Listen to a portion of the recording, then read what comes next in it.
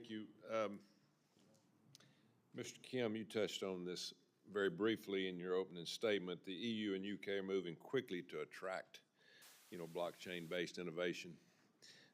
What risks are we at in the United States?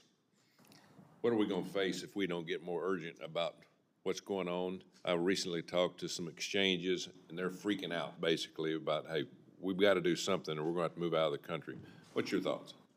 Thank you very much for your question, Senator. As I mentioned in my testimony, it is a global race to the top. So other jurisdictions have not been waiting for the U.S. to lead. You have the EU, Singapore, Japan, UK, all looking to attract technology resources. I see blockchain development and digital assets as the plumbing and infrastructure for the second half of the 21st century. We need the U.S. to lead.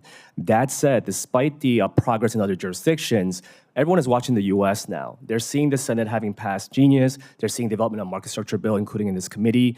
And even the UK is actually a really good example, Senator, where they had been taking a very modular, patient approach, but recently they announced an all-at-once approach. And I believe that there's an opportunity for the U.S. to cement its leadership and make sure this innovation stays here in the U.S., and that starts with a comprehensive legislative framework, as I discussed, Senator. Thank you. Ms. Sexton, you want to follow up on that? You got anything on that about us dragging our feet?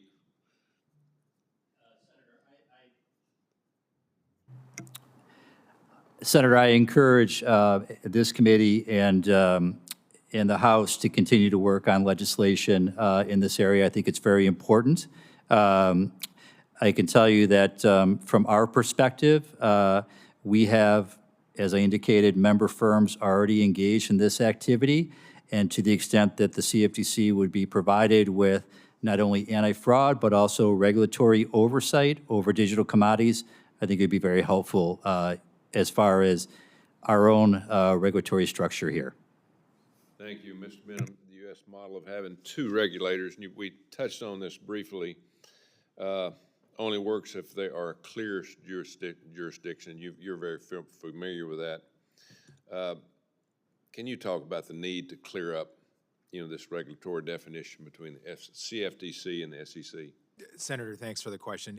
It's the first and most important step, because from that point, the two agencies will be able to really start to develop rules either distinctly and uniquely or in a joint fashion. But this is certainly a new asset that has a lot of characteristics that are similar to other assets, but also have a lot of characteristics that are novel and new and are going to require a different way of thinking about it. So I do think it's critically important.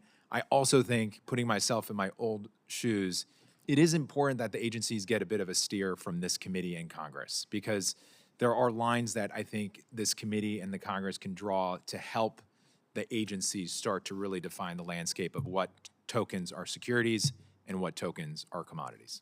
Thank you. I yield back.